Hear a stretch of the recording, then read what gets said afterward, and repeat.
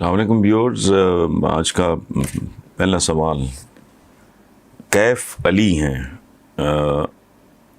اور یہ جرمنی میں ہوتے ہیں اور تعلق ان کا لاہور سے ہے. وہ کہتے ہیں جی کہ میں جنگ میں آپ کا کالم پڑھتا ہوں، ایڈمائر کرتا ہوں، تو عمران خان نے احتساب کا نعرہ لگایا اور بہت سے لوگوں کو بے نقاب کیا.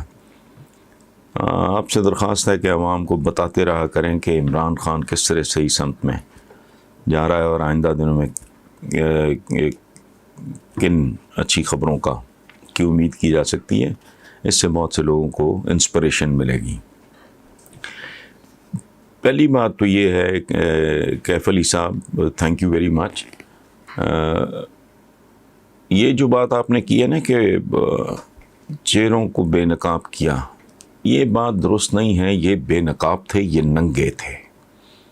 اس ملک کا بچہ اس ملک کے ڈاکوؤں کو جانتا تھا، پہچانتا تھا. لیکن ہماری نفسیات بہت عجیب ہے.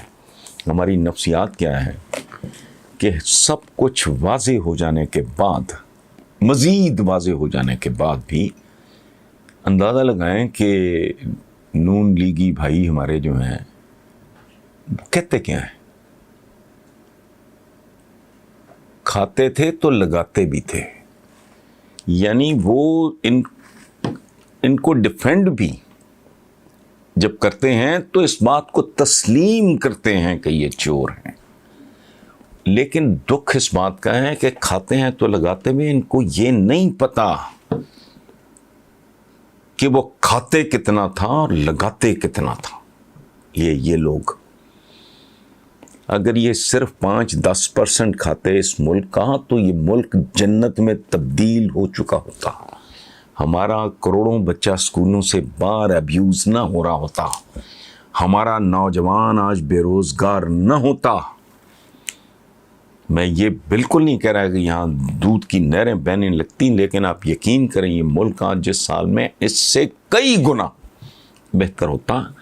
انہوں نے لگایا بہت کم، کھایا بہت زیادہ. اور لگانے کے پیچھے بھی بنیادی طور پہ جو موٹیویشن تھی وہ اس لیے تھی کہ جب آپ لگاتے ہو تبھی تو کھاتے ہو.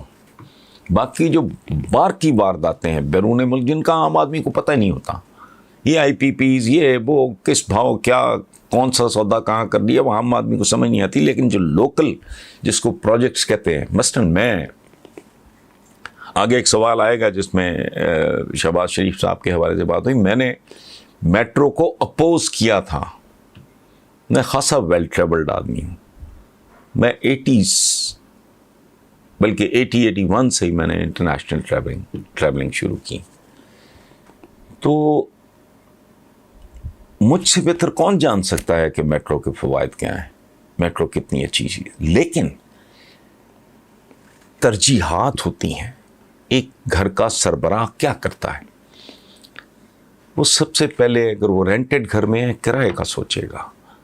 اپنے گھر میں ہے وہ اپنے بلز کا، بچوں کی فیس، اس کا ٹیوٹر، ہیلتھ، بنیادی ایجوکیشن، ہیلتھ، یہ ان چیزوں پہ توجہ دے گا.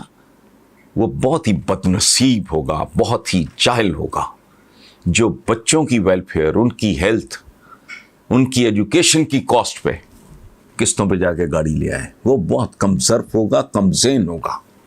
سو چیزیں اچھی بری نہیں ہوتی، پریورٹیز ہوتی ہیں.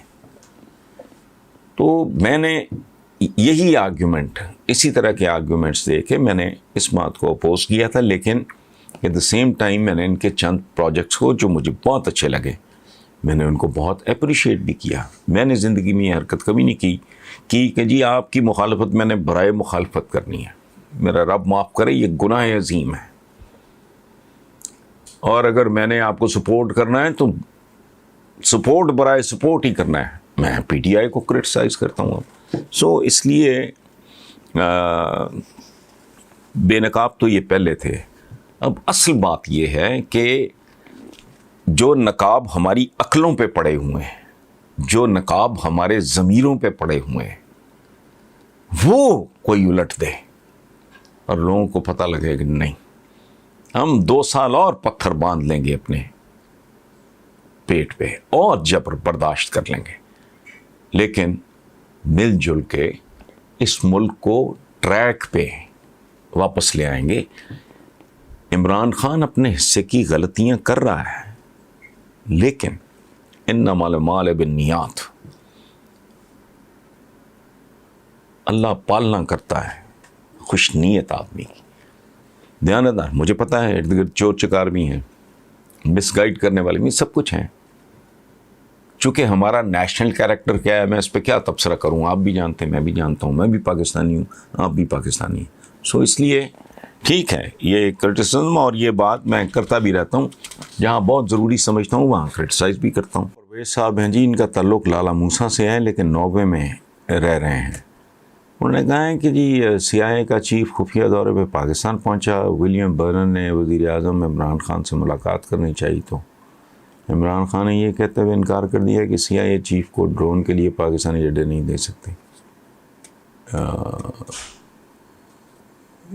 عمران خان نے ٹھیک کیا، لیکن کیا وزیر اعظم عمران خان کا یہ انکار پاکستان کو بہت بھاری پڑ سکتا ہے؟ مستقبل میں پاک امریکہ تعلقات کو کہاں دیکھتے ہیں؟ خرم پرویز صاحب، مجھے میری سمجھ میں نہیں آ رہا، اس کی وجہ ہے اس طرح کے لیول پہ، اس طرح کے معاملات میں ایسے بدتمیزانہ قسم کا انکار نہیں ہوتا۔ ملنا اور بات ہے، ملاقات میں بندہ بتاتا ہے کہ جی یہ ہمارے تحفظات ہیں، یہ ہماری مجبوریاں ہیں، یہ ہمارے ماضی کے تجربات ہیں، تو اور ہمارے حالات اس بات کی اجازت نہیں دیتے، تو اس طرح کر کے معذرت کی جا سکتی ہے۔ ڈپلومیسی میں لاٹھی نہیں چلتی، اس لیے مجھے میں ذرا چیک کر لوں، میرے نالج میں اس طرح کی بات نہیں ہے، تو میں اس پہ کامنٹ نہیں فی الحال نہیں کر سکتا۔ میں بات کر لوں 1-2 سمجھدار لوگوں سے، اور یہ ہوا بھی ہے کہ نہیں، انکار والی بات میری سمجھ میں نہیں آتی۔ کرنا آپ نے انکار بھی ہو، آپ ملتے تو ہو، اوور کپ آف ٹی بندہ بتاتا ہے، ڈسکس کرتا ہے کہ یہ ہماری لمیٹیشنز ہیں، یہ ہماری مجبوریاں ہیں، یہ ہمارے تحفظات ہیں، اور یہ ہمارے حالات ہیں۔ اس طرح یہ تو عام سڑک چھاپ چودھریوں وودھریوں میں تو ہو سکتا ہے، ناٹ ایٹ دس لیول، جو میری انڈرسٹینڈنگ ہے اسٹیٹ کرافٹ کو، جو تھوڑا بہت میں سمجھتا ہوں۔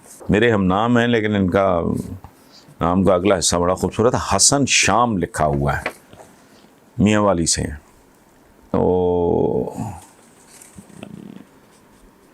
وہ لکھتے ہیں کہ حسن صاحب، آپ نے کسی زمانے میں غرور نامی ایک ڈرامہ لکھا تھا جو بہت پسند کیا گیا تھا۔ آج کل بہت سے ڈرامہ لکھنے والے بڑے نام، مثلاً امجد اسلام امجد، یونس جاوید، اسکر ندیم سید جیسے لوگوں کی کہانیاں لینے کو کوئی تیار نہیں۔ تو حسن شام صاحب، آپ نے بات درست کی ہے، خوبصورت کی ہے، یہ تو بہت بڑے نام ہیں۔ میں تو ہمیں شغلاً میں نے 1-2 لکھے تھے، میں نے I never took it as a career, اور میں نے اس کو کبھی سنجیدگی سے نہیں لیا۔ وہ امجد اسلام امجد، یونس جاوید، جتنے آپ نے بڑے معتبر، اور ہمارے پاس تو ماشاءاللہ کہکشاں رہی ہے، کبھی اشفاق احمد تھے، یہ اپنے منو بھائی، سبحان اللہ، تو بڑے بڑے خوبصورت لوگ ہمارے پلیز لکھتے رہے۔ لیکن ایک قدیم ہاشمی مرحوم کا ایک شعر ہے، گرو تو ساتھ گرے شان شاہ سواری بھی، زوال آئے تو پورے کمال میں آئے۔ یہ جب معاشروں پہ زوال آتا ہے تو کوئی شعبہ محفوظ نہیں رہتا۔